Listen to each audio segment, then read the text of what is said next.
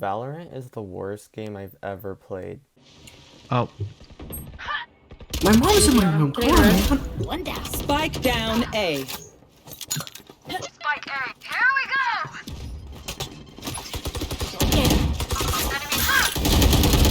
Last player standing. Oh. Oh, that sucked. Want to hear what else sucks? But Look at the difficulty. Why is that a deep? Remaining. I don't know. Spike down A. Wait, I think I've seen that game. No. Yeah, No. by like random guy. I forgot his name. Nice job. Valorant is the best game I've ever played. Valorant has taken the world by storm. Like, it has more Twitch viewers than Ring Fit Adventure. And I have been playing the game a lot recently. Like, I'm almost done with the Battle Pass. And I bought the Battle Pass. And I finished the Battle Pass. Why did I do that? So I'm basically an expert. Valorant was made by Riot Games, the creators of League of Legends. So since this is their first game ever, one might be worried about its quality, but the game is just so much fun. I have no idea why. When the game first got popular, many people said it was like CSGO, but with the powers from Overwatch, and many people saw that as a bad thing. And to me, that doesn't make any sense. Like, they combined two aspects of two beloved games and made it free. Like, how's there any downsides to that, other than balancing issues? Valorant has 6 game modes, and most of them don't matter. The main game modes of Valorant are unrated and competitive, and they work the exact same way. 2 teams are deployed on a map where one team has to plant a bomb called the spike, while the other team has to stop that from happening. The attackers win by killing everyone on the other team and or having the spike explode, while the defenders win by killing everyone on the other team and or not having the spike explode. After 12 rounds, the teams switch roles and the first team to 13 points wins. Games can go for 25 rounds, which means one game of Valorant can definitely take more than an hour, which makes you wish that there was a quick match mode that is not Spike Rush, because Spike Rush is bad. However, the game is honestly pretty simple, and the fact an entire game can go by without anyone even picking up the spike leads to a lot more freedom. Except the game yells at you if you don't pick up the spike. At some point, we'll have to get the spike. No. A big problem with the game is that literally every map encourages people to hide behind walls to get kills, causing you to literally have to look in every nook and cranny to avoid getting cheap shot, probably giving you long-term paranoia. The maps can also be very gimmicky, like there's the door one, the one with 3 sights, the portal one, Icebox, and some people may dislike the gimmicks, but I think they are good because it creates more opportunities to do dumb things, which teammates love a lot. Like, Valorant is pretty good at being a team game.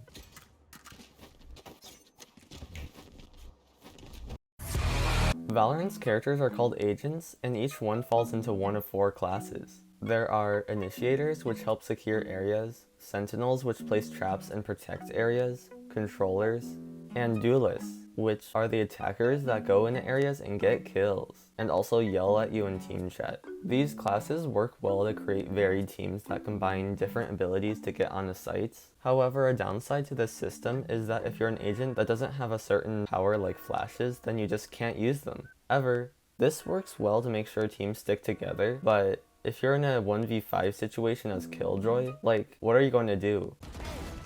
No way. I guess that. Each agent has their own unique abilities, and you have to grind to unlock all of them. Well, except 5. Since the game has 5-player teams, you start off with 5 free characters, and most of them are really good tier list wise. These characters are a great gateway illegal substance to the rest of the Valorant agents. I could list every agent, but they always add a new one, so like this video would be outdated in literally a day. But I have to give Uproar Games credit. None of the agents are unplayable. I would even go as far to say that every agent is fun to play as, but some agents are just always going to be naturally better than others. And I wish there was a way to make the downsides of certain agents less impactful on the game. Someone like Phoenix is basically a jack of all trades, except everything he does, someone else can do better. Phoenix can throw a flash that curves, make a wall, and throw a fireball. And literally 7 agents can flash, and most of them have better ones. Sage and Neon can make walls, and Viper and Brimstone have similar abilities to his fireball.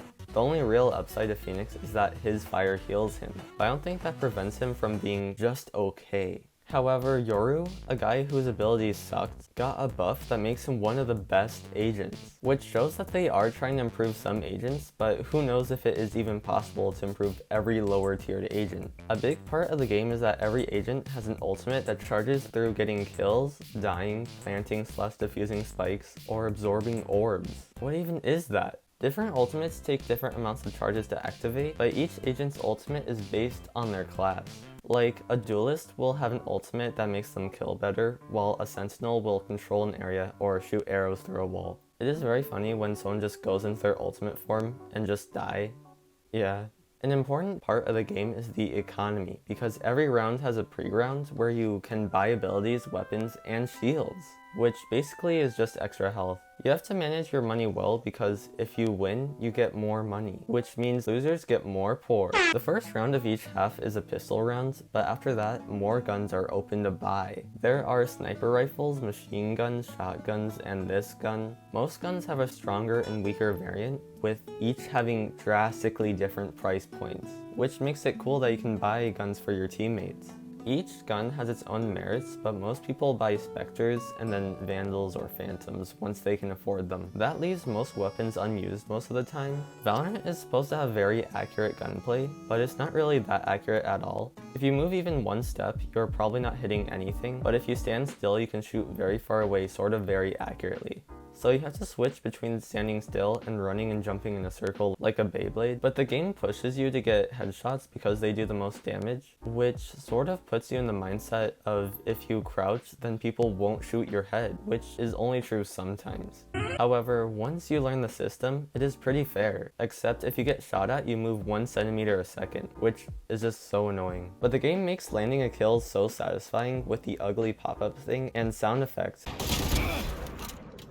that makes doing the dumbest thing possible feel so rewarding, which is kind of weird. Like, imagine getting a run and gun operator shot. Operators are a one-hit kill, and I hate them. If you're losing a game really badly, the other team can just all get ops, and there's not much you can do against that. This is probably a good time to talk about the disgusting, gross creatures known to mankind as Smurfs. Smurfs are basically high-level players that for some reason, possibly due to long queues or getting banned, create new low-level accounts to play against lower-level players. And the problem is, there isn't really any way to stop them. The Valorant launcher makes it so easy to sign in and out that making a new account is no problem. And it just sucks when you get in a game and then have to suffer for not being as experienced as someone else. It also doesn't help that most Smurfs are really toxic as well. Like, go back to Gargamel. The only real way to combat Smurfs is to surrender. After 5 rounds, your team can agree to surrender to end the game early, which is a great addition because it's not fun staying in a game where you just aren't going to be playing the game. Competitive is the worst place to get Smurfs because your rank just goes down so much, and you definitely lose points easier than you earn them. But luckily, you get the 800 XP from the game. XP is important in Valorant because it's the only way to move forward in the Battle Pass. XP is gained through your KDA, which stands for kills, deaths, assists. I like that match MVP isn't only decided by kills because team games shouldn't just be you trying to get as many kills as possible, which is why you do not really get XP unless you win or complete challenges. There are daily and weekly challenges, and they are just there to keep you playing. Strange transition, but Valorant probably has the scummiest store system I've ever seen. Like, they justify you spending $50 for one skin. They make individual weapon skins so expensive to force you to buy bundles, because you'll never get those skins at that good of a deal again. Also, at the end of an act, which is just a season in Fortnite, the night market is summoned from hell, with exclusive deals on skins. And it's supposed to push you to spend your money. The Battle Pass is also something that pushes you to spend because it gives you so many things, like this, for only $10. But it's all a trap that I happily jumped into. However, there is a light at the end of the tunnel. Each agent has an individual free battle pass that rewards you with a pistol gun skin. So you could get skins for 5 guns for free, but are you going to? So yeah, Valorant is a good game, but has a scummy market system, bad balancing, but very fun gameplay. At the end of the day, I just wish there was an unrated game mode with more than 5-player teams. Like, what if you want to play with 6 other people? And don't say custom games, because custom games are just terrible. But I feel like Riot will continue to support this game for years, and that is a good thing. Every new agent feels very at home in the game, and they are always adding new ones. So when they make the Valorant TV show, they'll definitely have a good cast of characters. Too bad the game looks graphically like a dumpster fire though.